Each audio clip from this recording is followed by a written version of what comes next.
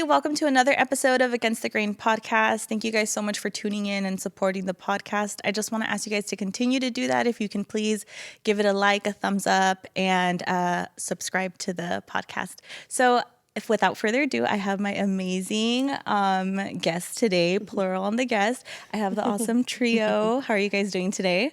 Good. We're good. Awesome. So I have Myranda, Stephanie, and Andrea here today. And I just have to ask, did you guys intentionally match for the podcast today? No. It just happened. It just kind of happened. It just happens. I know this happens all the time for you, Andrea, right, Steph? It does. It does. And they say it's never planned. Right?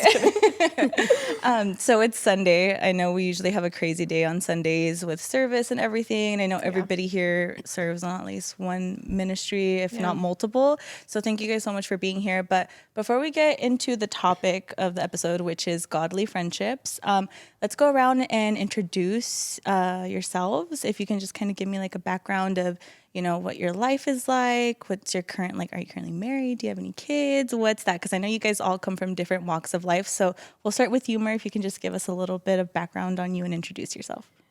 Okay. Hi, I'm Myranda, but everybody calls me Myr. So I go to HTC with all of you. I work on sound. I mean, I've been here for, I think, like 6-7 years. I grew up Catholic, became Christian at 18, landed at HTC and never left. It's just like, you know, that's it. And on my off time, I work in a tax accounting office, you know, just normal stuff. But happy to be here. Awesome. Steph, what about you? Hi, I'm Steph. I've been here since it started, so going on 11 years, 12 years? Mm-hmm. 11 years. It's been forever. I am married. I have 3 kids. I'm on the prayer team, the media team, and I'm the women's ministry leader with Aurora and Cristina. And I'm a preschool teacher too. Awesome. So I love the little kids too. They wanted me to be in the ministry, but I was like, I have too many. I do everything at home. She's like, So I'm like, no. You're like, I need a break, please. Hi, guys. My name's Andrea, and I'm currently the worship leader at Harvest Time. And I am married, and I don't have kids yet, but soon. Yes. But yeah, I'm married to Manny. He's amazing. And yeah. Awesome. That's what I forgot. I'm single. I was like, oh, yeah. I forgot about that part. Yeah. Okay, that's no husband, no boyfriend. That's She's my nanny. Awesome. Just kidding. True. Very true. The bond that you have with Steph's kids is absolutely beautiful. Oh, yeah. So awesome. The best. But I'm super excited to get to talk to you guys about godly friendships. I know just like when I first got saved and I was so kind of just like lost and didn't understand how to navigate like a godly sisterhood.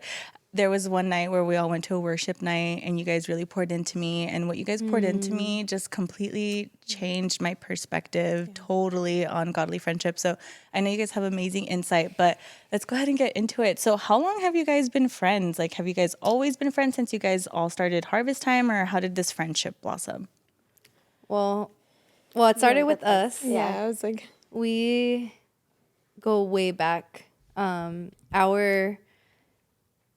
cousin was her best friend, and hers and her husband's best friend. And that's just pretty much like how I knew her. I would go like home and I would see her hanging out with my cousin, and it was just kind of like a hi and bye kind of thing. Sometimes we would, when they would have like the UFC fights or whatever, I would go and hang out with them and stuff. So this was like when we were in the world. Yeah. And then I got saved in 2011, and then she got saved Like a few months after. so like in 2000, was it 2012? 2011. Oh, 2011, But I think you were the summer, and then I was like November, October. Yeah. So like literally we got saved around the same time.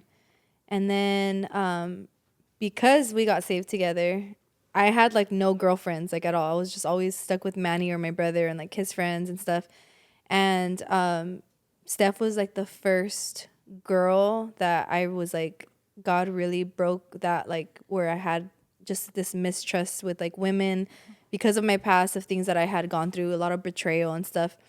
And yeah, Steph like broke that, you know, that what was really keeping me from like opening up to like another girl. And we just started getting close. We started hanging out and we became besties. And then Enter me. Yes. Miss Myranda. Myrrh entered the chat. And then it's always, we always kind of joke about it because it was almost like I kind of walked into it. Like it was kind of just like automatic. First with Drea, and then Steph came just a little bit later, like maybe a few months. But like, I got I was saved, but I got saved, like we always say, at harvest time. And then I was really close with Andrea. And then, of course, Andrea came with Steph because they were best friends. So I got really close with her, and then I eventually ended up getting really close with Steph. And then I think that was honestly the rest is history. I mean, we'll get into it, but it's like that's kind of how it started. And That's so I think Abby awesome. helped that too. Yeah. My daughter. Yeah. Oh yeah. Because she was so attached to her too. Yeah. I think that really brought us. Even you- to this day, you my already kids had really Abby? bring us close. Did you already have Abby when you? Yeah, she was a baby. Yeah, she was probably a little small. She was like 7 months. Well, yeah, Abby's going to be 8 actually. Yeah. Oh, so then 8 years. Yeah. We've been besties Yeah. for Almost, 8 yeah. years. Oh my gosh, that's crazy. Wow. I love how they were a package deal. Yeah. They were. It's like, Dre's I got a if you 2 for want 1 me, special. you got to be on board with Steph. And then in comes Abby as well. Yeah. That's so awesome. That's awesome. So, Drea, you mentioned something that like really stuck out to me was you mainly were hanging out with Manny, and I think you said your cousin as well. I think it was Brother. just My brother. Your brother. Sorry, your brother. So then here comes Steph, right? And you said that like you had kind of like trust issues with other women, and then Steph kind of broke that off of you.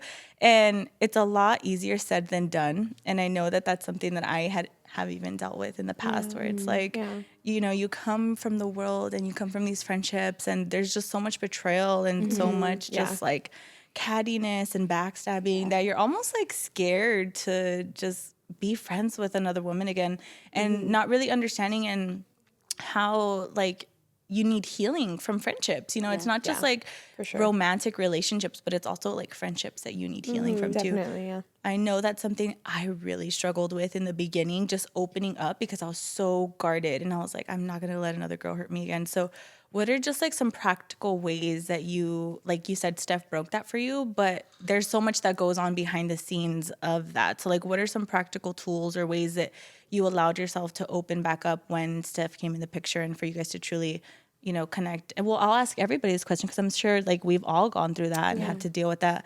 But what are just some practical ways that you can really heal through that and allow God to work through those places in your life? Yeah. I think just like giving it a chance, you know, like when I was going through what I was going through, it wasn't just like young girls that had like betrayed me or whatever. Now that I look back, I'm like, it was totally like a curse that was happening because like when my dad, you know, like he cheated on my mom, and like just like what his mistress, you know, like what she would do and stuff just was so sad, you know, like it was always just like, I just didn't feel like that, like, man, like she knew that my mom was married and didn't care. And then from that, then came a lot of, like if I was dating someone, like my close friend would like end up like he cheated on me with her. And so stuff like that would happen all the time. And so I just kind of felt like, man, like women are just like, a lot of them are just like that, you know, they don't care and stuff. And I never really had like a true, besides like in high school, I did have like best friends and stuff, but like outside of high school, like I didn't really have like someone that I could talk to about certain things, especially like what I was going through. And if I did, like they just didn't understand, you know, to them it was just like, well, just drink more, or just, you know, like just take a shot and like you'll feel better, you know? And so coming into getting saved, I just felt more safe, like with Manny and like with my brother, and just being like with people that I felt close to. And also like in the church, a lot of the girls, they're awesome, but I felt like it was very cliquey, and like I never felt like they never brought me into like their friendships or like, you know, like, so I always just kind of felt like kind of like an outsider. Like I kind of just felt like, you know, and then a lot of them were like family, like from the church. So they just, you know, they stuck together and like, and, you know, I don't even think they knew that they were doing that. I don't think they were doing that to be like mean or anything, but I just always kind of felt like that, you know, kind of just like, oh, like, and then I was really shy anyway, like an introvert. So it was really hard for me to like go and like talk to someone and like, you know, so when Steph came, it was like a familiar face because I'm like, oh, I kind of know her, you know, because of my cousin. And so, you know, and then when we started the Bible study, that helped a lot too, because then it was like, she was like one of the girls that was really hungry for God, and I was hungry for God. And so I feel like it just kind of happened. Like we didn't force it to happen. I don't even think I remember being like, okay, I'm going to let her in, or like, it wasn't even like that. So to answer that, it was just me. It was so supernatural, like what God did and like how God brought this friendship together. Cause it wasn't like we tried or like, you know, because I've had other friends where I'm like, oh, like, let's go out for coffee because I want to get to know them and I want to really, which that's not wrong. That's awesome too. But I feel like with us, we didn't try to become anything or like, it was just doing life together, ministry, just being around each other all the time. And then, you know, I obviously started to get to know her heart, and like, I loved who she was and like her heart for God and her heart for people, and like just how giving she was and how thoughtful she was and stuff like that. So that was just like she made it easy for me to like open, you know? So. Awesome. What about you, Steph? Well, I always tell her this, but because I remember like when we were in the world is when we had MySpace. MySpace days. And I remember I was friends with her, and then like she deleted me, and I was like, She took you off her top 8. me. I was like, I am not cool. I you did know. not know this. Right? And then she re-added me. But same thing all though. better. Yeah. Same thing though. Like I had like best friends, like close best friends, but they were more like childhood best friends. So I knew them for a long time. And same thing in high school too. I kind of had like that. But out of high school, I just started hanging out with Heck and her cousin. So it was more like guys I was always around. And so then I just kind of started not liking being around girls and just seeing how they were. And like, because some of the girls were like party girls, and then there was girls that liked my husband, and like it was like always all this stuff, and they just didn't like me for certain reason. And so I just always just stuck with the guys, you know. And like I was just sharing earlier, like I wasn't like the party type that went out. I was like, I hung out with the guys. We were like, you know, like little kickbacks and stuff, and that's how it was. And then so coming to church, I had never been in church. Like I would go with the neighbors, but it wasn't like a consistent thing in my growing up. So coming, it was like, this was like all new to me. And same thing, like I knew her, you know, and I knew her family. And so that kind of helped. But one thing that has helped me is just the consistency of her just being there, and like being there for me being there for her. And like, cause like she has a huge heart too, and like a giving heart as well. So I think we had the same, like, not personality, but I guess like qualities or something, that it just matched up, because it's like when I was struggling, she was there. She was struggling, I was there. So, and it just goes out being consistent and, you know, just building that relationship with God and with her. And like, you know, we were going in the Bible study, we were growing. And then it's just more, we'd just be like, oh my gosh, like God did this, like God is so good. And just like our individual love for God is like what brought us closer. And so that's why like our friendship was like, I always say like God literally brought us together, and like our friendship is literally like built on him. Because he brought us together, and just growing together, like it has been amazing. So now it's 12 years, you know, like being like best friends. And then knowing her like 17 years, 16 years, like, so it's like, you know, just she's just always been consistent in my life. That's what I always say. It's like I see it as like a covenant. Like we don't just have a friendship, like even like with Myrrh, like it's more of a covenant. And it like sometimes like it's funny because like when we talk about our friendships, like it almost sounds like a marriage, you know, like, but it's because it's covenant. It's like what God ordained, what God wants as to have like with godly friendships, you know? So it's beautiful. I mean, it's kind of, it's obvious there's something to this Jesus thing when it comes to friendships, because, you know, them being close to God individually brought them closer. And I know that in our friendship, just as like, what is it, 8 years then, I guess? Like 8 years of friendship and being best friends, the more saved I was, the more I worked on myself with God, the better this got. Wow. You know, and it was more of like, not that they always had grace for me, but also like you learn to kind of humble yourself and realize when you're wrong, you know, and then you get grace because they're godly women and they're going to see you with this like filter of Jesus, and they're also going to call you higher. So they're not going to let you be how you are if it's not good. And then but they're also going to help you up there, like to get you there, you know? So I know that in our friendship, like we've had a lot of that. And so I know the closer I got to God, the more this got better, and the more we understood each other, the more there was more covenant. Like you said, we started like this, like, you know, you're woven together, and then you just become this, you know, and then it becomes like anything could happen. Yeah.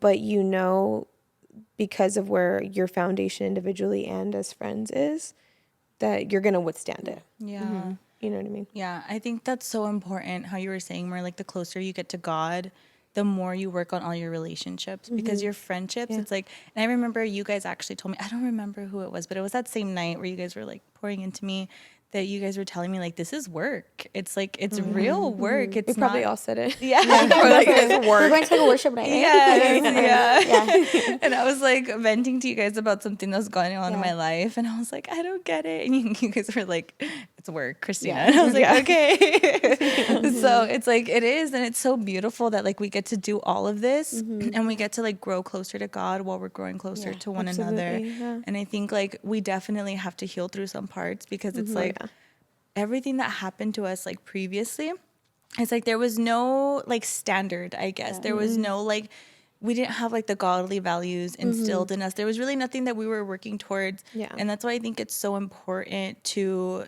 just really work through that with your friends.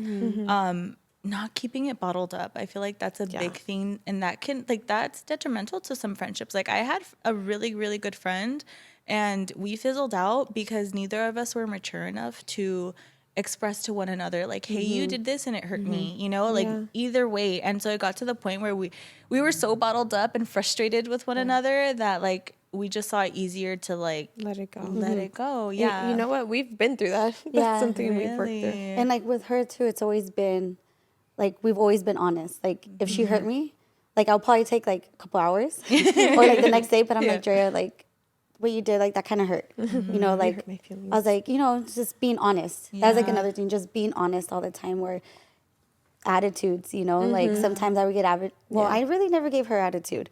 I think just once. Talk about that later. But it's just more when I know I did mess up or did something.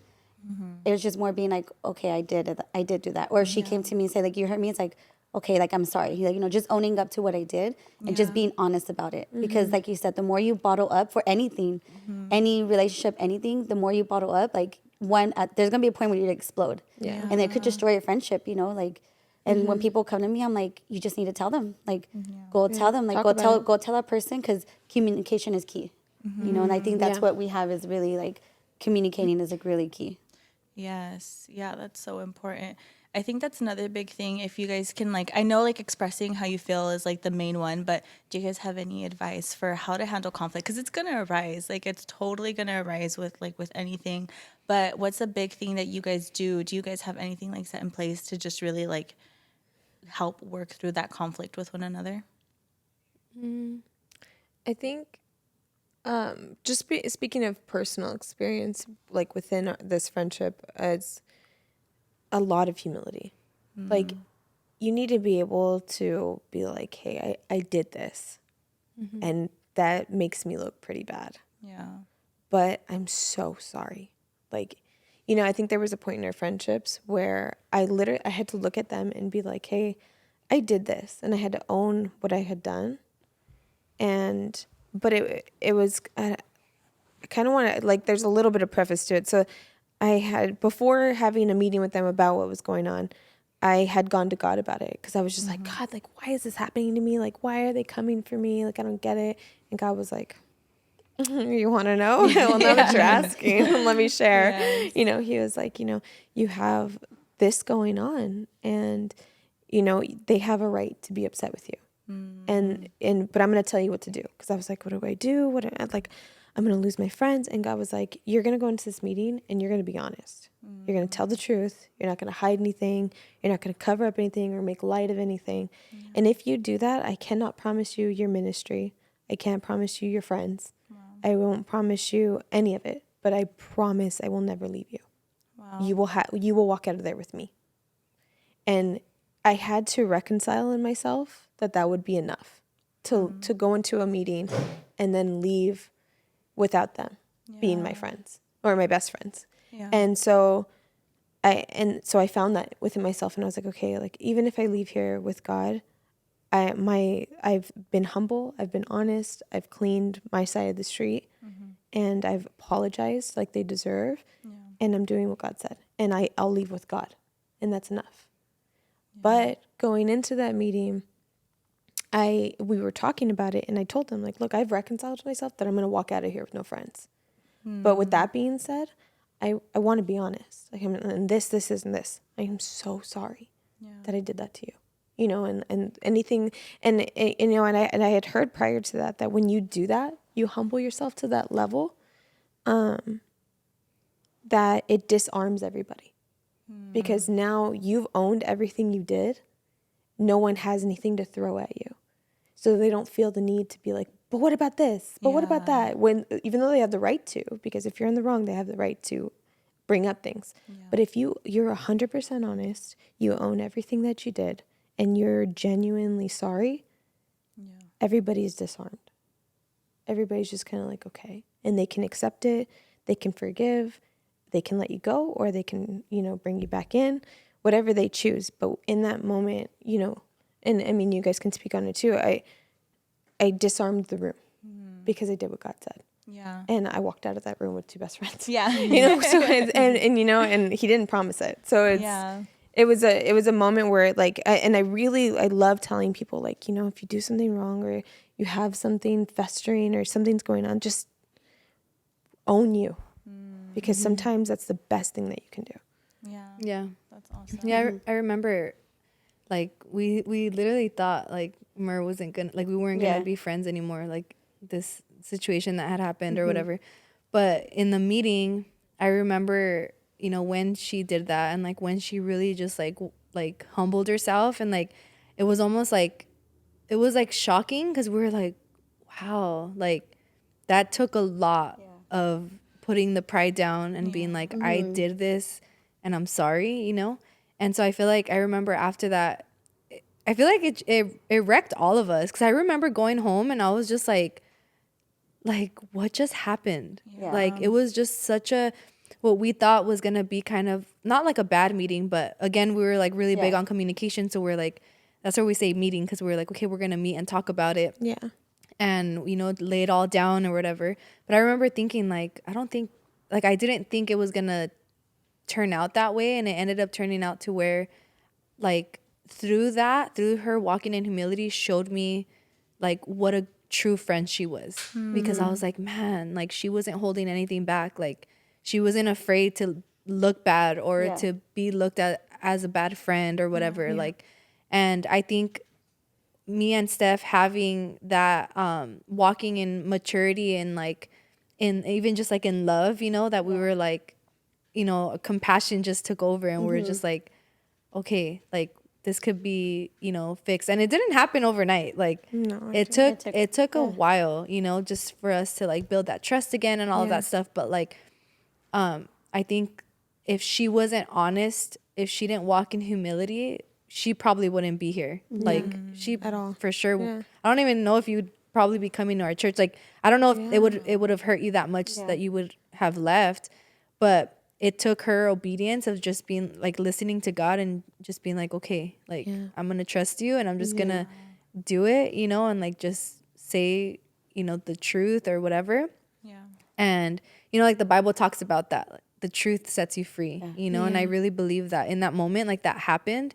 And we were able to see, like, in a good way, like, her true colors, like, who she really is, you know?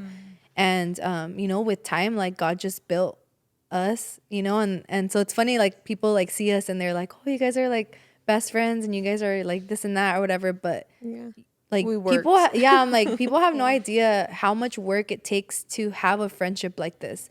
Like a friendship that's strong, and like when things come our way, like it's, I feel like even now it's easier to overcome because we're like, we went through this thing that literally almost destroyed our friendship, you know? And it's like now it's like, not like it's a piece of cake, but it's still work, you know, but it's not, it's like we've overcome so much that like, and one thing I always say is like, how much do you want the friendship? Like, are they worth fighting for? You know? And I think a lot of times, like how you said, like sometimes people are not mature enough to like want to communicate or talk. And that has always been my biggest advice. Like communication is key, like how important it is. And I think us being in ministry for as long as we've been in ministry, and well, personally, I'll say like I've seen the like what can happen when there's no communication, when people are not honest.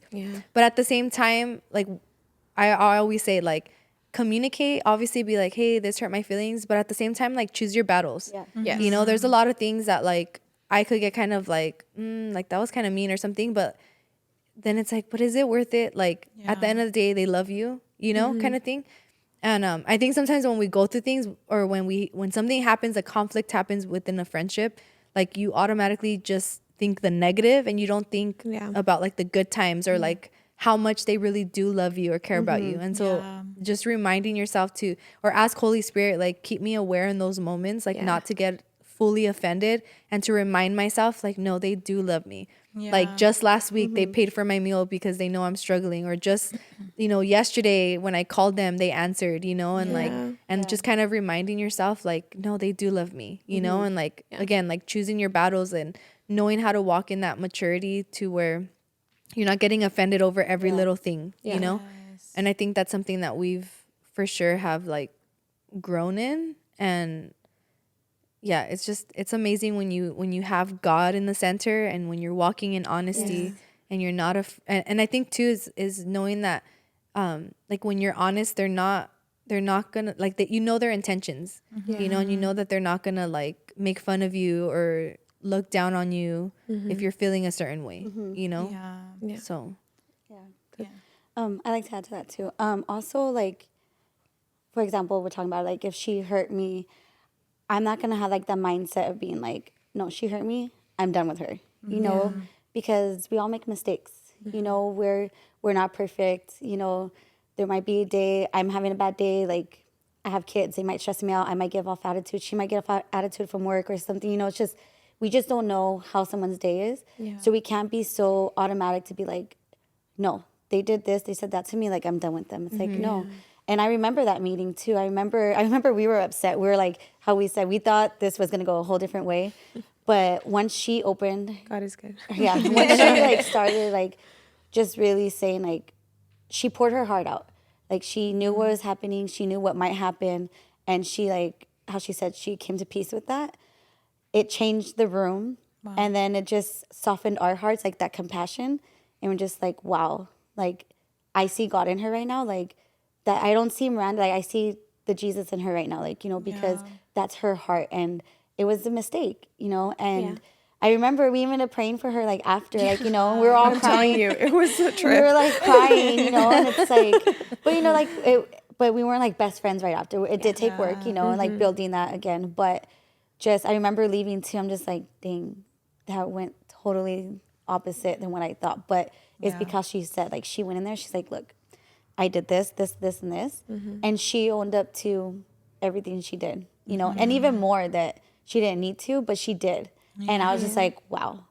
Like, you could tell, like, she really meant what she was saying. Like I said, you could just feel it. And like I can't even, like it was so supernatural and like spiritual. Like what happened, like what happened in that moment was such a God encounter. And like in a weird way, but it was so like, it was just so supernatural. Like, and then just being mature and being like, wow, okay, like, you know, we love you. You I'm know, gonna cry thinking about it, because I'm just like, it's just because, like, you know, you go in and you're like, like you have to be okay with like losing two amazing people, and then like God's like, okay, but trust me, and then you have to be able to trust him, and then but when you do, the obedience is there's evidence of it, you know, there's like, it's crazy. And I want to even say like afterwards, like they said, it was work to get back to this, you know, like where we are now, but it took like, after that I also had to remember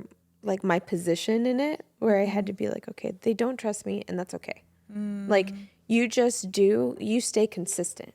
You be consistent, you be honest, you be good. Yeah. And not like, oh, be good, but like, you know, you be a good person. Yeah. And eventually they'll get there. So when they would talk about things, I wouldn't even try to listen. I would just be like, okay, if they want to share, they'll share it with me.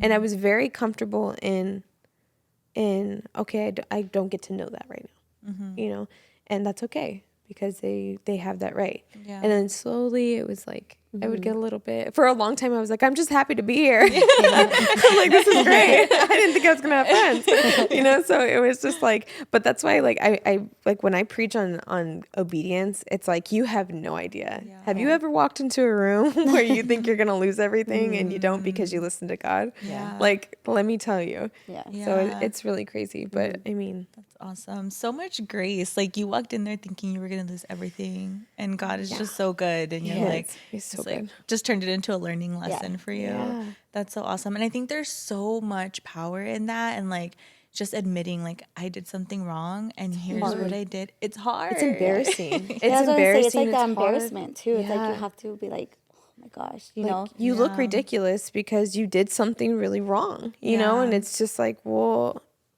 you know, like, okay, I did this and I did this, you know, and it's just like, oh my God, I look so bad right now. Yeah. And I think like in the long run though, but it's so awesome to see that like God took you through that, because like you went through what it sounds like, those like self-destructive patterns, but it took you to a point of just stripping it all away. Like you were so just like done with doing life the way you were doing it, because it was leading you to situations like this. Yeah.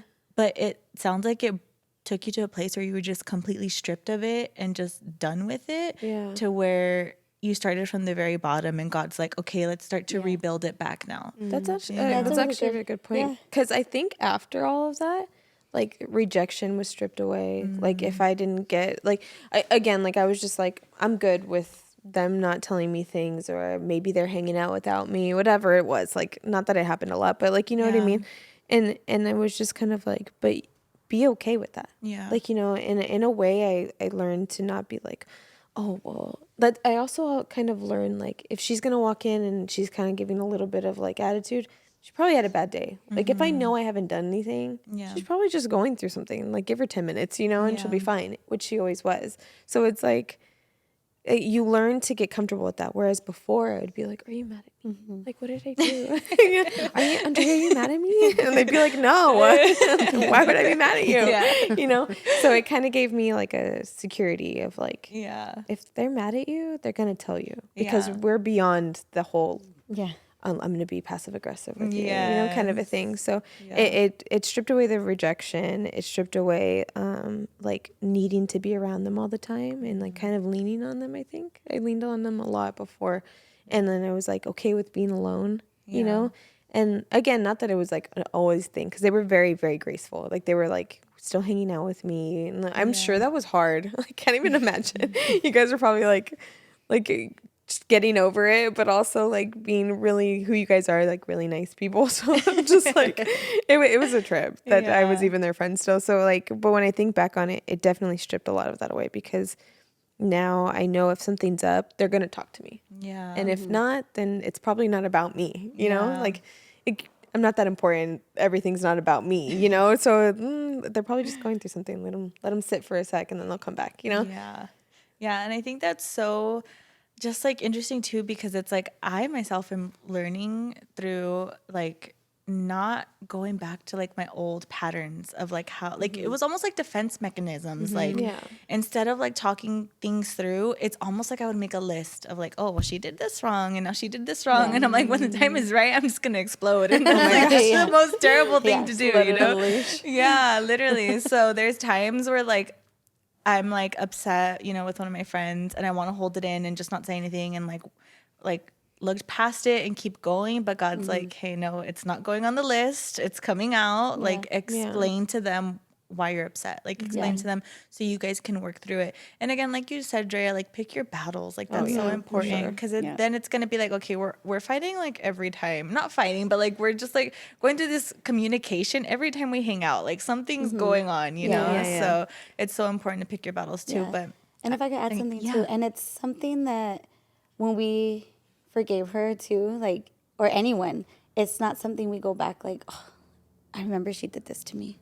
Or like, it's not a constant thing, 'cause it's like we forgive, we move on, like, we throw it. And it's like, because why keep living in the past, And so I feel like we learn that a lot too in friendships, because I've seen it before too. It's like, oh, I remember when she did that to me. Or it's like, you don't want to grow, you don't want to forgive because you keep remembering that. But not, it's like to a point, it's like we don't even think about that, like we think, I think she said it earlier, we think about the good stuff. And like me, it's like with my kids, she's always there, and has like such a big heart for like helping and giving and like serving, that like I was like, those are the things I think about. I don't think about the pain like you cause, or I don't think about those things, because like when you forgive and like kind of like forget about it. Like, and I was like, it's in the sea of forgetfulness, because that's where it's at. Once you forgive, you shouldn't bring it back up. And I think that's key too in relationships, where like any relationship, when you forgive, is like not to bring stuff up again, or like not dwell in the past or the dwell that they did, because like there's so much more good that person has done in your life. You know? It's a very worldly practice to bring up past hurts and throw it in someone's face to like win an argument or make a point. It's just very the world, like Jesus didn't do that to anybody. Like, he didn't look at Paul and be like, oh, you used to kill Christians, every time he did something wrong. He just kind of like, you're not Saul anymore, you're Paul, so it's kind of like, it's like that. And I think it actually took me longer to forgive myself than it took for them to forgive me. But it's like, and that's another thing, like, and I think they've said this a lot to me, like in the beginning of our friendship, like Steph's always gonna, like, she's never gonna be perfect. Like, no matter what my expectations are, we're all gonna miss the mark. Like, we're I was all just gonna say that. Yeah, we're all gonna fail each other, and that's very human. We're not perfect, and so when we fail each other, having that grace and that Jesus in us, that's gonna be like, okay, like, thanks for owning that. Like, give me a second. And that's exactly what I was gonna say next. So it's crazy that you're sharing that, but that's something that I have personally, God has really like taught, or like has showed me, like the key. And this is what I tell everyone. I will tell anyone that comes to me and says like, oh, like I just feel like, like I can't get over like what this person did to me or whatever, and my thing is always like, you need to stop putting high expectations on people. Like, I can't like put them on this pedestal where I'm like, oh, they're my best friends, they're never gonna hurt me, they're never gonna like give me attitude, or they're never gonna say something offensive. Like, the more that you do that, the more you're gonna get hurt. And I think when you have that in your mind, when you're like, everyone falls short of the glory, right? Like, we all fall short. I'm gonna hurt them. There's gonna be times where, like, I'm gonna say something that's, not right or whatever. They're gonna say something that's not right. Even like when you look in a marriage, like, my husband's gonna say stuff that's gonna hurt me, And I think the more that we think like, oh, well, they're not supposed to ever say anything to me bad, they're not supposed to hurt me, and then and then anytime they say something, it's gonna like hurt you, because you're gonna be like, oh my gosh, I can't believe they did that, But it's like, and I'm talking about little things. Obviously big things, like, those are, it's different, but like just like little things, the more that you like do that, the more hurt you're gonna be. And like, the more that it's almost like a release, like this pressure just releases off of you when you just realize that they're gonna hurt you.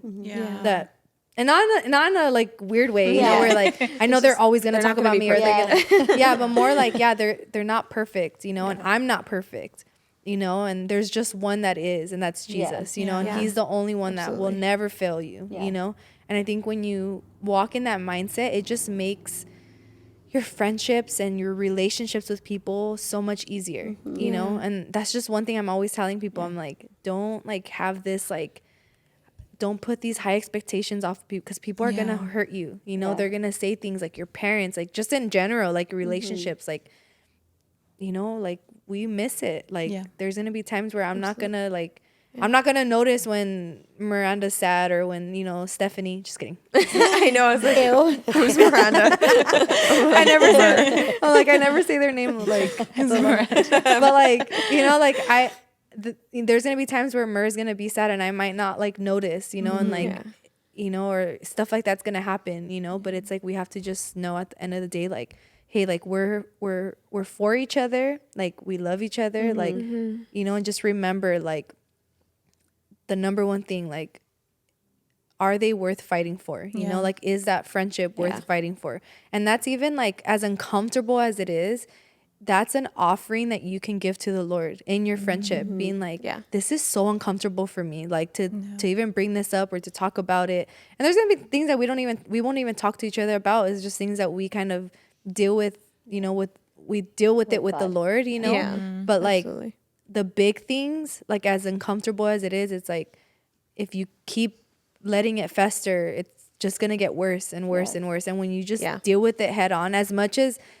no one likes conflict, no one likes like confronting each other. Like if someone says that they're lying, like you it's hard to confront someone. It's stressful. Like, it's so uncomfortable. It's really awkward. You know, it could be awkward too. Like, you know, being like, oh, like, you know, this and that, whatever, because you're being very vulnerable, you know, in that moment, you know. But it's so worth it. Like I've seen God bring like so much, even with, you know, obviously within us, but just around in ministry. Like I've seen the power of humility. I'm like getting crazy. Like that power.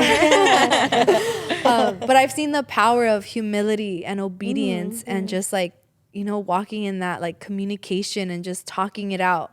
And I think, and it's kind of funny because I feel like because me and Steph have been here for so long, we've built, with God, obviously, God has built that communication. And so then when new people start to come in, like we pour into them. And that's why like when you know, we start pouring into you, because we know we don't want you to get to that point, you know. And so now it becomes a standard in our church, and it becomes this thing where it's the gossip is less and less and less. Obviously, if you say that your church doesn't gossip, that's a lie, because it happens. People are gonna gossip, you know, like it's gonna happen. But I think when you set a standard, especially as a leader, if you're leading a youth group, if you're just leading anybody in any type of leadership, I want to say this because I've seen this happen so many times. Now we're going into something else, but I've seen like, take us there. I've seen in leadership, like they lack that part, and I'm just like, man, like you're setting up your staff and like people under you for failure, and they're gonna end up getting into, you know, friendships, and then their friendships are gonna crumble, and it's like, you know. But I think it's awesome what we've built here, and I feel like everyone says it. They walk in here and they're like, man, like there's so much unity in here, and it's because we talk about this and we say like, hey, if it bothers you, like Steph said, like, people will go to her, people will go to me, to Myr, like, hey, like, well, she gave me attitude and she said this, and we're like, oh, well, have you talked to her about it? Did you like, talk to don't her? like, and it's always, and it's like, you know, so, and then they're like, oh, like, no, and we're like, and you know, we're not saying it to be mean, but we're like, well, go, like, you know, like we encourage them, like, you know, like what do you want us to do? And then they go to talk to them, and it's like, oh, it was just a misunderstanding, and then we're like, you know, if you just communicated, you wouldn't have, you know, had all of this. So I think that's also like some advice for you leaders, any leaders that are watching, or people, you know, men, women of God, especially men, like men too. Like you guys have to know it's not just a girl thing. This is like for the men, you know, also for the men. But like, don't be afraid to just do like meetings and like talk about it. Like, what does the Bible say? The Bible says to confront your brother, to talk about it. And if that doesn't work, then you leave, you bring another brother and, you know, a sister and talk and hash it out, you know, talk about it. So, I think that's so important too, especially like the leadership aspect of it, right? Like, there's some times where people come in and they're new, they just have no idea that like they shouldn't be saying these type of things in front of other people. And like you as a leader need to step in and correct that. Like I've had times where like I'm saying something and then Zia will be like, you shouldn't be talking about that. And I'm like, okay, sorry. It's like, no, let's not talk about that anymore. And I'm like, okay. And she'll shut it down right away. And I'm like, I'm sorry. Like, I honestly had no idea that would be like considered gossip, you know?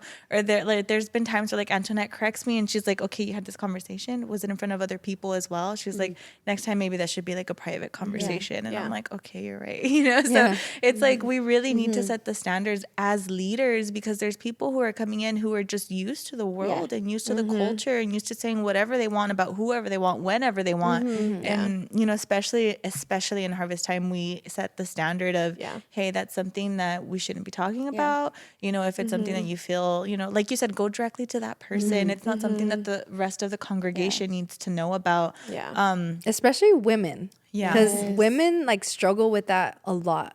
Because we could be catty, you know, we could be like, that's just like, we're very emotional. Like, you know, we could be led by our emotions a lot of times. And sensitive. So I feel like sensitive. So I feel like the enemy will like come.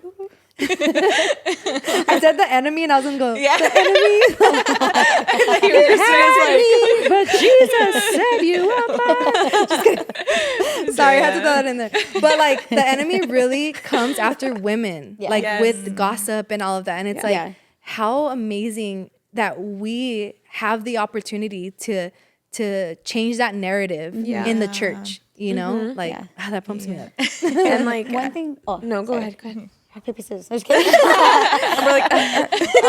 One thing too that's really, really dangerous, and I had to learn to be like, okay, shut that down, is like someone will come up to you and be like, Steph, can you pray for me because this person did this and this and this? And it's like, and they just like spill everything, but they're coming to you for prayer, but it's more like they're not coming for prayer. They're coming for venting and gossiping. But then you're like using prayer as a and then you're put in this weird position because you're just like you shouldn't have told me that. You know, it's like, okay, I know you need prayer, but they put you in a weird like spot, and you're just like, okay, like now and for anyone, when you have something going on, that's why you need to go to God first and ask for the wisdom. Be like, okay, God, who like can I like? Do I just go straight to you? Like, what do I do with this? Because I don't know. Because if I do go to you, I'm like, Christina, like, can you pray for me? Because so-and-so did this.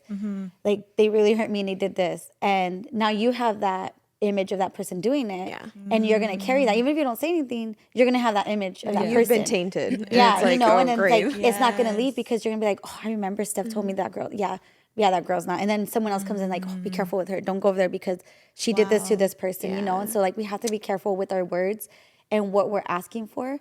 Instead, we just like, hey, can you pray for me? Like, you know, right now I'm struggling, like something happened in a friendship and I just need advice or prayer.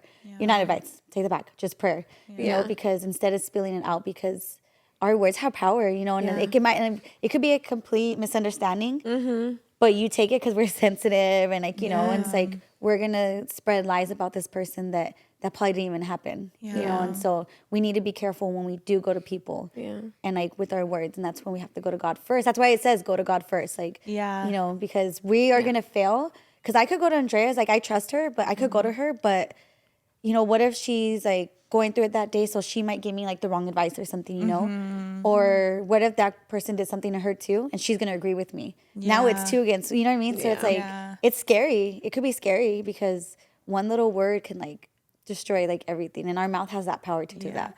It's so, I love that saying. It reminded me of that saying where it's like, go to the throne before you go to the phone, because it's like, it's so I've never heard that. That's true. so cute. I love that. I think Darlene said it one time in Brave Daughters, and it always stuck with me because I was like, oh my gosh, go to the throne before the phone, because it's so true. And because it's like you said, Steph, like you can confide in someone and they might be going through something, and the advice that they're giving you is filtered through the situation that they're dealing with. And it might not even be accurate. And it's like, oh, I didn't go to God first. And now I have like this advice from this person and I don't know what to do with it. Or they could be like, or they could just be not mature enough to give you that advice that you should be getting and give you some not so sound advice, you know? And one thing I love about harvest time is like the women, you can always kind of tell, like, because there are some situations where you can't be like, hey, maybe that should have been private, or we don't do that here, you know? And you have to live it. Yeah, in order to get them to get that you're not going to gossip. Yeah. So sometimes it'll be like we're in a group setting, maybe somebody's new and they just start talking about someone and we'll get real quiet. Or we'll change the subject like 3 times. Yeah. Like we're not going to touch what you just said, you know? Yeah. And then slowly they'll start to see it and they'll get it kind of slowly in piece, and then they'll stop talking about it and they won't bring stuff up anymore, or they notice that like we're not going to give in and feed what you're trying to reel us in with, and unintentionally obviously, because people who don't know any better. Yeah, because they come from the world there. Yeah, they don't. There's a moral standard out in the world that just doesn't coincide with Jesus. Like, and I don't like the girl, you're not liking her. Like, we don't do that here. Yeah. that's not how we do this. And so it's like here we talk about things. okay? We talk about our not about feelings. each other. And so we'll get real quiet. Like they'll be like, "Well, so and so's like this, huh?" And we're just like, "Yeah, I love your top." You know what? The word was so good today. Something crazy. What did Pastor talk about? Not gossiping? Gossip is the devil. You know what I mean? So it's like some in those situations where like you don't have the opportunity to be like, "Hey, like that's gossip." Or, don't say things like that about people, or maybe you shouldn't say that out loud or to anybody, or go to God, and you don't have that moment to do that. Now you got to live it. Now you have to make an atmosphere of we don't tolerate what you're trying to do. Yeah. So don't do it. You know? Yeah, that's true. I think that's a big thing too. It's like if we're going to give advice to someone, we got to walk the walk. We can't just talk the talk. I was going to say, be an example. But also, like, if you're in a setting and someone does that, don't correct them in front of everybody. Yeah.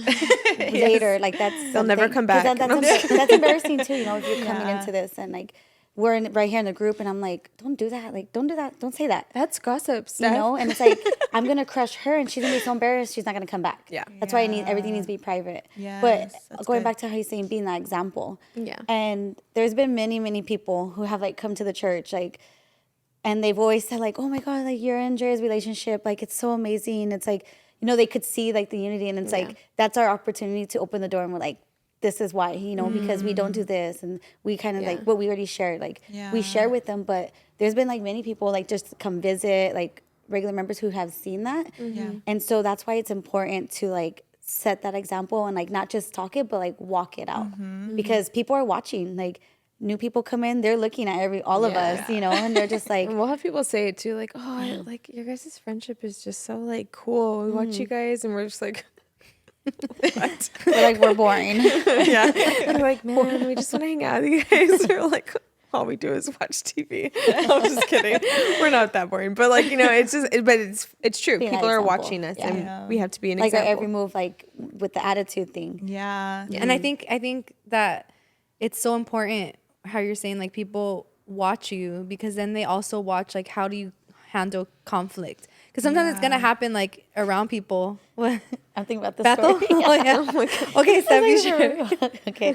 So we were going to a Bethel concert one This time. was our only fight ever. I remember Zio being there. I don't know if you went with us or if you were here. No, No, but you that guys was told a me about it that long- same night Okay, of the because I worship remember night. Zio. Because I remember she was in the car with me.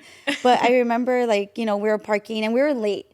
So everyone, like, wanted to get there, you know, because we wanted to worship and stuff. And I remember I was driving, so I had to park. And everyone just, like, left me. And I was like, I still need to pay for parking. So I was upset. And, like, I remember, like, Andrea, like, she, like, took off. I think because Manny was already inside. And so she, like, took off. And I remember I was like, that sucks. Like, everyone's leaving and I have to pay still. I don't know if it was rainy. I feel like it was cold. I wasn't there that day, I don't think. I don't know. But I remember it was, like, something. I just remember I was, like, left alone. I was like, oh, that sucks. I have to pay, you know, whatever. So someone came back for me. And I was like, oh, thank you. You know, so then we walked. And then I remember they were leading worship already, and then Andrea was like at the edge because she wanted to stay on the edge, and I needed to get past. And then she told me, she's like, "Oh, sit right there," because it was like open. And I was like, "No, like I don't want to go right there." Like, but I was giving like big body language, like attitude. I was like, "No." And then what'd you say?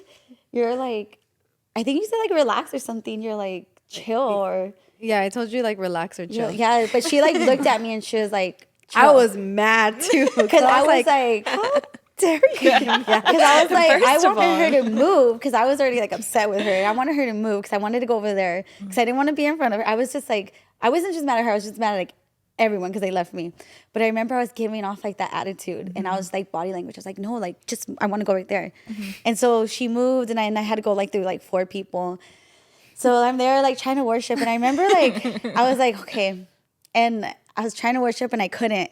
And I was like, oh my God. I was like, I know I need to talk to her, but like, I don't want to go over there, you know? And I couldn't focus. Because like she was mad and then I was mad and I was the same way. I was like, I was trying to act like I was all into it, but I was like inside, I was like just thinking about what just happened. And I'm like, oh my gosh, like this is so awkward. Like, how are we going to fix this? Like, we're in the middle of a conference. Like I'm trying to worship Jesus, but like I'm upset, you know? And like I knew she was upset. So it was just like this whole thing where we were just like trying to like. We're both just, there's like 3 people in between us and we're just there trying to worship. And then I don't know where like I see like people moving from the corner of my eye and here comes Drea. And she just like hugs me. And then like I hug her and then we just start crying. And then like, we apologize and then we were good. Yeah. But like. But you know like when you're so upset you want to cry? So like we were holding it in and we were just like trying to push through. So I think like when finally, you know, humility, I was like, okay, just go and hug her, you know, and like just apologize. So then I was like, excuse me. Everyone's like, move. And then they moved out of the way, and then like I just like went, like I hugged her, and I was just like, I'm sorry. And then she was like, I'm sorry too. And then we just started crying. Like we just like let it out. And we're like the frustration of like whatever that was, you know, that happened and stuff. And like we just, and then after that, it was like good. Yeah, but see, I'm sure whoever was around us saw me give that attitude, but then they saw us come together, hug, cry, and like, you know, we're good. So it's like that example. And it's like, it wasn't planned, obviously. Yeah. And that was like actually like our only like fight I think we've ever had. And that was like. That was the worst fight. Yeah. I think that's like the worst we've of never it. had like. But just. That's funny. Being like that example and like, you know, just how we came together and we hugged. Because I mean, everyone she like moved to come, like they saw, you know, they saw me give the attitude. They saw us come, they saw us hug, saw us cry. And then we were good. Yeah. Then the rest of the night, like it was old news, you know. And we don't bring it up unless it's like this. Like we laugh about it, you know, because it's like, because I know it was just frustrating. We were late, you know, so it's like. Yeah. That's awesome that you guys can like laugh about it like this now. I'm sure it was like a lot to deal with in that moment. It's just funny. I remember just seeing people move and like her coming, just like, excuse me. Yeah. She's like, get out of the way. Yeah. They're all trying to worship. Yeah, but see, it's like that humbling and just being like, even if in the moment it wasn't her, it was more me that gave off the attitude first, but she came and she kind of like broke that, you know, and I'm like, okay, like, I'm sorry too, you know, like, I shouldn't have gave the attitude like that, you know, but then again, she didn't really know why I was upset either, you know, so it's like, you just never know. I remember even thinking like, oh my gosh, like we've never had this, like we had never had that, like to that extent where like she gave me attitude like that and I gave her attitude back. Yeah. Like that had never happened. So it was like I can't even imagine big deal. And it's funny because it's not even like, it's not even like, it's not even like the worst thing that we did to each other or anything. It was just, that's how much like we weren't used to that like it was such a big deal to us and we're like, oh my gosh, like this just happened, you know. That's so awesome that you guys made up like that. But I think it's so true, like that's so awesome that you guys were able to like show that example, especially to like Zio. Was like Zio new at the time? I think she was. We all look at Zio. I wish she had. Sorry. But I believe she was. Yeah. So I'm sure that was like a huge example. And like, honestly, I'm just going to give a shout out to Zio because she's so awesome. She communicates so well. Does. She communicates like what's on her heart, right?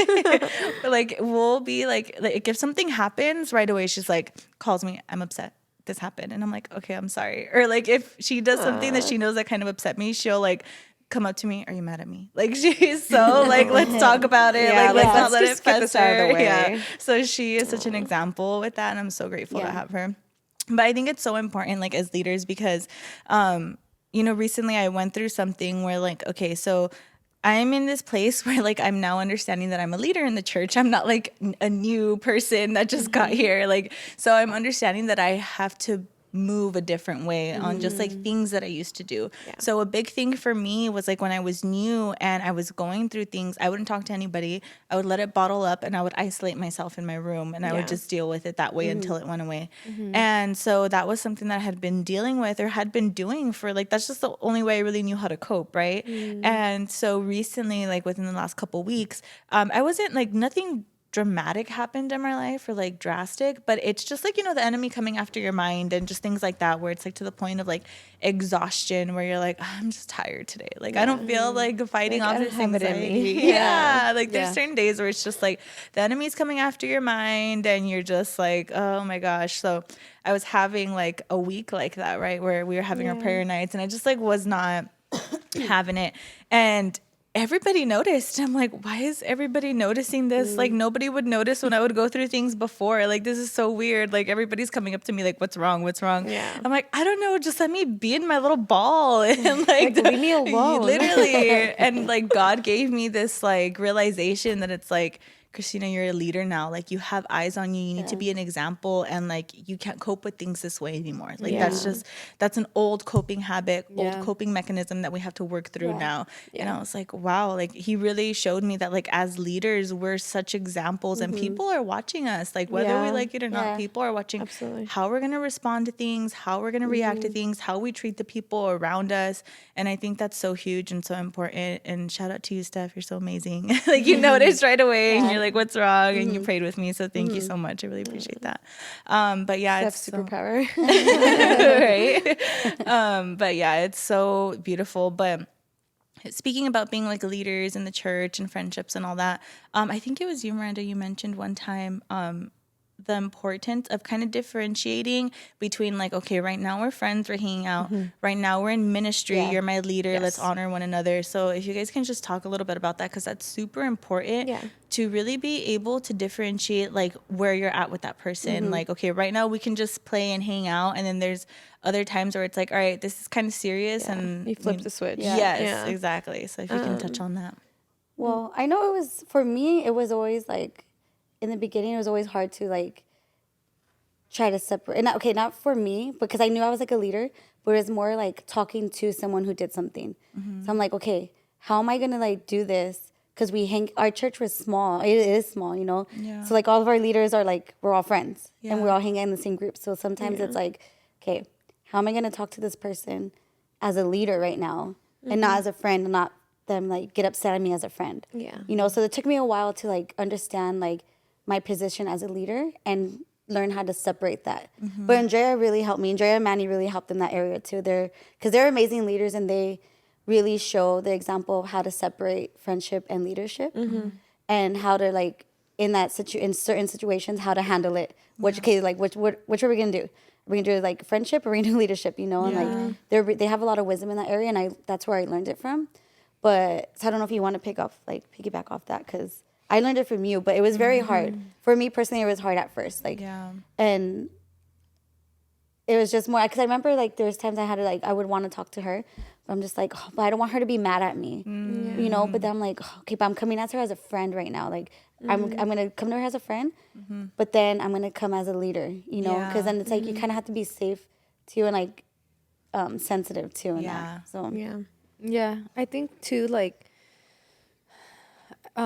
one thing that like we've learned is like how to honor like your like people that you're doing life with, and like ministry, and like not like just like kind of knowing how to separate it, but not, I don't know, it's just like that honor. Because if you don't have honor for each other, it's just hard to do ministry together, and I think like one thing like kind of separate from like conflict is like I remember in the beginning, like when we first started, like let's say like Steph was like, oh, I have this prophetic word, and like she would get, not like her, but I'm just using her as an example, because it would happen to me that like my friends would give me prophetic words, and I almost kind of felt like, oh, but you know me, or like not that I didn't really believe it, but I kind of didn't take it serious, to be honest. But it wasn't until like we started like more maturing like in our faith, and like just in our friendships, and like in like doing ministry together, that then I started like I got to the point where I was just like, okay, start like honoring what they're saying, and like the prophetic words or whatever they give you, whatever they're feeling that God is telling us. And like I started honoring like in that, where I was just like, okay, like and it kind of separated the whole like familiarity, because I feel like when you have like familiarity, it's super easy to not receive from someone Yeah. because you know That's them, true. you know? And so I think like learning how to like not be familiar with your friends. And so even now, like if like Mer comes to me and says like I have this word, or I feel like, you know, God wants me to, because it's happened where like she's like, I feel like God wants me to pray for you over this, or like, or Steph, you know, like the times that like if I'm going through something and she's praying for me, and then she starts giving me a prophetic word, like now it's like I 100% believe it's God. I'm like, oh yeah, God's speaking through her, you know? And so I know it's kind of different like doing ministry together, but I feel like in the same, it's kind of like in the same, you know, breath, where it's like when you honor someone and you refuse to like be familiar with that person, but also because it's easy to get familiar with someone. It's super easy, you know, because you're hanging out like this, you're, you know, like you're joking and you're doing all this stuff like outside of the church. And then when it comes to ministry, it's like it could be hard sometimes, because then you're like, especially when they're younger, when the person is older than you, like me and Manny as like leaders, like when they're older than you, it's like a little bit like weird, because it's like, you know, they're older, but when it comes to like the things of God, maybe you're more mature, you know. And it's like, and so yeah, so I think it's just because we've had issues like that, like in within our worship team. Like we've had issues where like people are, because we hang out with them, they've become very familiar. But I think us setting that like standard when we do have those meetings, like we're serious, like we're like, hey, you know, like the one-on-ones, you know, where we're like, hey, like we feel like you need to improve like in this part, and and I think when you just take that as a leader, when you just take that risk and you do it, because you know how like Steph said, like sometimes it could be like a little like hard, because it's like, what if she gets mad, or what if she gets offended because I'm like calling her out on something, you know. But I think when you just do it and you become a leader and you become that, then in a way it's kind of like the other person's kind of like, oh whoa, like they're like walking in authority right now, you know. And it's almost like it's easy for them to like listen or to like honor you, you know. But also not being I think we talked about this, right, like of the opinions, and like not letting, like as a leader you have to have wisdom to be like, okay, is this just my opinion? Is this my conviction? Or am I trying to like, because I think people have good intentions, but I think a lot of times like leaders can be controlling, and they could be like, oh, well, like I think, no, you shouldn't do this, or you shouldn't date, or you shouldn't be with this guy, you know. And I think obviously there's times where like if when it's wisdom and you know that you know, and you're like, hey, I don't think it's a good idea, you know. But like Pastor just talked about this today, how he always says like, I'm not gonna control you, I'm not gonna tell you don't do this, because I'm gonna tell you that, like I'm gonna show you that this is what happens if you do this, and you know you shouldn't do this, but if you do it, you're not gonna get in, like I'm not gonna be like, oh, like, you know, like you're this or you're that, you know, or like I'm not going to treat you differently. like you're not going to control someone, but at the same time, like you have to let people make their choices, because they learn from that, you know. And I think maybe that's why we've learned that. So like we would always be like, hey, like you know, we don't think that this is right, and like we don't, you know. And like there's black and white, obviously. If it's something that's black, that's like, you know, you're watching like really bad movies, then it's like, okay, that needs to stop, because we're not going to take that on our team. If you want to watch that stuff, you there's free will, but you're not going to do that like within our team and stuff. But then there's like that gray area, right, where it's like certain things where like it might just be your opinion, you know, and it just might be because maybe what you've been through, and you're just like, you care about this person and you don't want them to go through that. But you have to also remember there's like that fine line of like, you can't control people, and you can't you know, make them do certain things or whatever, like because you said so, oh, because I'm the leader, and you have to honor me, like I'm mentoring you, so you need to honor like what I say, you know. And like kind of like, and then, you know, because then you don't want to have that you don't want to fall into that where you're just like, oh, well, like people get offended every time I say something or blah, blah, blah. Because it's just like, you have to be careful, you know, like as a leader, you have to walk in grace. as much as frustrating as it is, because it could be frustrating. Sometimes people don't listen, and they do whatever they want to do. They give you attitude, whatever, but it's always like walk in grace, the way that Jesus walks, the way that the grace that Jesus has for us. Like we have to be compassionate. We have to walk in that grace and like, let people make mistakes, let them fall, it's like kids, right? Like they fall and you tell them, hey, get back up. Don't do that again. They fall again. Yeah. And eventually they're going to learn, like, don't go that way because you're going to trip, like there's something there that's going to cause you to trip, And so I think just having that like grace as a leader. And so I think like the more that you, like I said, like I know that was kind of like off of what we were saying, but like the more that you take that risk as a leader, like I said, I feel like that's when and that walk in that authority where, and not controlling authority, right? I'm not saying like walk in and be like, oh, I'm the leader, so do the, but I mean like you're being like, hey, no, like you're walking, and make sure you're walking in pure, like you're walking pure too, right? Like you're walking in what you're preaching or what you're trying to tell someone. But like I think like I think the person will know like you have good intentions and you're really trying to, you want the best for them, and I think the more that you do that, the more that it's just easier for them to want to like honor you and not have that familiarity, you know? Yes. So and so good.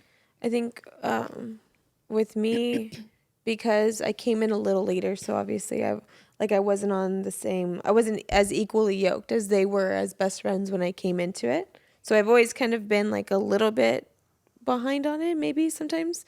Not all, like I think I've closed the gap a little now, but coming into it, it was very like, I've always kind of looked at it as like an Elisha kind of thing. So like these were the women I learned from. Like I prayed like they prayed. I read like they read. I moved when they moved, kind of a thing. That's why I get so much joy in like, Andrea, do you want me to get you something? Steph, what do you want me to do? You want me to carry the car seat or do you want me to pick him up? Do you have the diaper bag? Are you okay? Does your back hurt? Like, it's always like, I'm always kind of catering. It looks like I'm like, oh, no, but I find a lot of joy in it because being in proximity to what they carry is important. And like to get some of what they have, and also, you have your own walk, but to get what they have on them, on you is it's big, it's heavy, like you want that. Like there were times where I would push the ushers out of the way because I wanted to catch for her. Because I needed to hear how Steph prayed. I needed to understand why she said what she said. What was she doing right? What wasn't I doing? Like I wanted to pray. Like I would run for trash cans for deliverance. I would get tissues if they needed them. I like honestly, it was anything like, Andrea, can I get your water bottle? What do you need? Any little thing. And then my questions about God or reading or anything. So it was a lot of just wanting to be around them because of what they carried. But there was moments where they are my best friends, so we can laugh and we can joke, but I'm always very cautious of when the switch, because sometimes the switch switches off and on all the day, all day long, off like every other hour, like sometimes they're my leaders, sometimes they're my best friends, and we switch back and forth. Yeah. But I've gotten used to that rhythm where if they want to tell me something now, I'm going to be like, okay, like, what do you, like, I can almost discern when they're being my leaders and when they're being my best friends. Because it's the same, there's the same, like, they're genuine and what they're saying matches the way God would speak about something. But sometimes it's like Andrea said, it's like, you're being a friend where you're just showing love and like, like this is my opinion on it. But then as a leader, it's like, this is why I think it's wrong or I don't agree because this could be the outcome. Yeah. But again, in both situations, you're going to do what you're going to do and I'm going to love you either way. Yeah. But just know that this is how I feel about it and this is why. But it's almost hard to describe the two, but familiarity is a killer. Yeah. Like I've always thought that it's just, you can be familiar. And even with Manny, because I serve really closely with Manny and we bumped heads hard because I could just never understand when I couldn't play around or like be his friend and then when it was like business time. And now it's more of like, okay, Myranda, like you walk in, do your job, get everything set up. Like, this is important. This is important to the ministry. This is important to service. Let's get everything set up. And like, if we joke here and there, like, but again, you get used to a rhythm, but never ever let familiarity take the privilege and honor out of a situation, because no matter what we're doing, there's always room for me to honor Andrea, to honor Steph, to honor you, to honor Manny, Zio. There's just any person you're meeting with, you honor, because they're also somebody God created. They're also a child of God. Now, when they're your leaders, and then you get the honor and the privilege of being their best friends also, you got to really work so that you don't let familiarity ruin it. Because I don't ever want to get used to Steph being my best friend. I don't ever want to get used to Andrea. I don't ever want to get used to you. I want to always be like, what more is there for us? What more can they pour into me? What more are we going after today? Yeah. And what I know Andrea has something for today. I know Steph's going to give me something today. And whether it's as a best friend or if it's as my leader, if it's like, hey, like, well, we don't do it this way because of this. Or Andrea's telling me something and I already had the thought and I was going to do it. But instead of being like, oh, yeah, well, I know, it's going to be, okay, yeah, absolutely. Cool. Like, my thought was right. Yeah. Awesome. You know, and not letting, like I know I can joke with her and be like, well, yeah, I was going to do that. You know, that's not a joke. That's dishonor to who she is as my leader. And then just to what we're doing here for the kingdom. So it's like, you really want to make sure that you learn the rhythm of what you're doing, like people that you're around, people that you're with. Like, are you around a bunch of pastors? Because if you are, it's probably more wise to stay silent and absorb. You know, are you around a group of women and you're sharing and being vulnerable? Then it's probably better to share. Like, be transparent, because you might set someone free. But you have to learn that. And honestly, a lot of learning that came from the word. It came from the word. I had great examples, yes. But a lot of it, you see a lot of it in Elijah and Elisha. You see it in Aaron and Moses. You see it in Moses and God. You see it in the disciples and Jesus. You know, there's so many examples of how to remain a friend with somebody, but also deeply honor who they are and what they carry. So good. That's so good. Yeah. I think and I'm totally speaking to myself on this one, but I think it's so important, and it goes back to what we were talking about earlier, is like communication. But I think it's so huge, communicating like what the person did that like made you feel a certain way, because then it's like, it's, you know, it's loving correction, but you're also doing them a disservice by not telling them, because then they're going to continue to do that, and then they're going to continue to do it to other people. And I know that, like I said, I'm totally speaking to myself on this one, because like Steph said, it's like, oh, they're my friend and I don't want them to be mad at me if I correct them in this place, you know? So I think that's huge. But yeah, God really helped me to see that, like, if you're not telling them and you're not correcting them, you're doing them a disservice, because they're going to continue to do it. So, yeah, but again, speaking to myself on this one. I'm working on it. We love revelation. And That's as awesome. a leader and a friend, like, I think Mer just told me this yesterday or today, like, our goal, like, as a leader is, like, for that person to always be better, you know? So it's like when we are coming to them and like correcting them, because even in friendships too, you know, we want our friends to be better. Like, we don't want to see them the way that they are, you know? It's like we call them higher. And same thing for a leader, you know, whoever's under you, that's what we're doing. We're pulling it out of them, like, because we want them to be higher. Like, that's what pastor says all the time on the mic. Like, we're here. Yes, he's our pastor, but he wants us to be better than him, than what he was. You know, and it's not like for us to like overpower him now. It's like he just wants us to be a better person than what we were when we first came in, and from from him. Like, you know, that's why we give those examples. The same thing with leaders and friendships. It's like we don't want you to stay down. We want you to be a better person. And that's why sometimes it's like, you know, they're doing something wrong and you want to tell them, but then it's like, they're going to get mad. But at the end of the day, like, it's going to better them. That's so good. And one time I remember pastor was saying, because we were just talking about like, I forget, I was like calling something out on somebody, and he was just like, sometimes you have to look at that person and count it, like, what's the cost of someone's salvation? You know, is it worth it to stay quiet because you're uncomfortable? or is it better to call it out to save them, Yeah. to keep them saved? You know, so when you look at someone, again, picking battles falls into it. It's kind of like, you know, if someone's just slightly annoying, like, just let them be slightly, or maybe adjust yourself, you know, like, don't find them annoying, you know, I don't know. But, you know, it's like, you gotta read a situation, but then remember, like, ultimately you want this person in heaven with you. Yeah. You know, and what's the cost of their salvation? Is it to be quiet, or is it to say something and call them higher and be uncomfortable for a few minutes, you know? And I know, like, and confrontation is, it's stressful, it's uncomfortable, it's unpredictable, and it's like, you know, and as humans, we're controlling. Like, we want to know what's going to happen. I know I'm like that. I know Steph's like that. Like, it's good to know what's going to happen. And when you can't, it's just like, whoa, you know? So I think that, you just have to count it as, okay, this is what I would like to do, but this is the cost of their salvation. Yeah. So let me do that.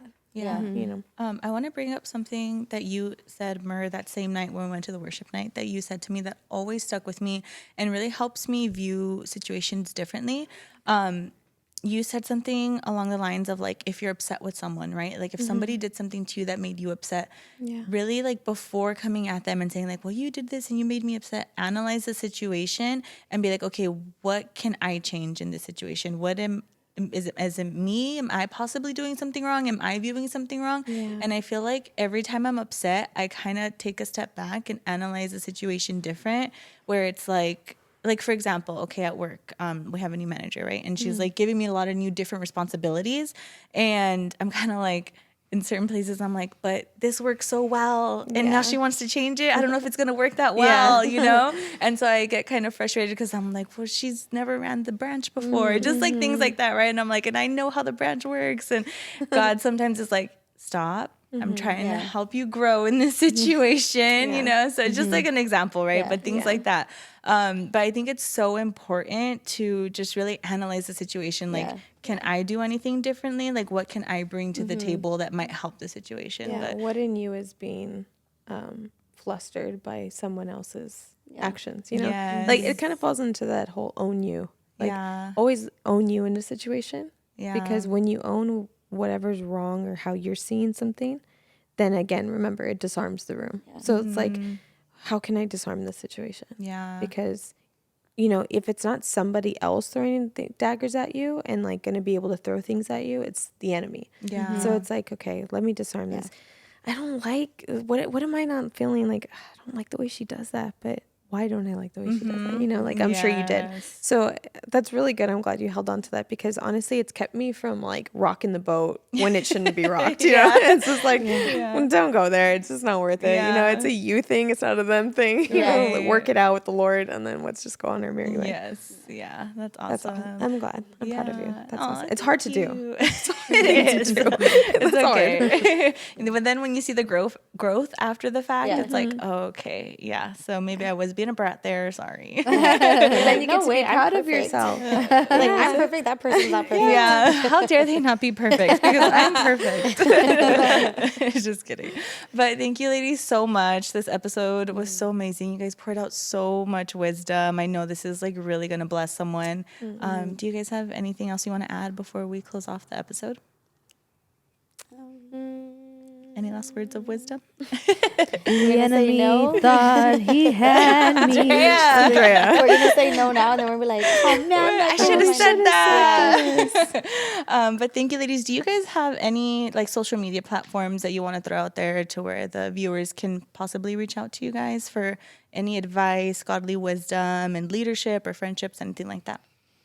I think we're... Just Instagram? Yeah, Instagram. We're all pretty available. Mine's at Myranda Sue. With a Y, Myranda.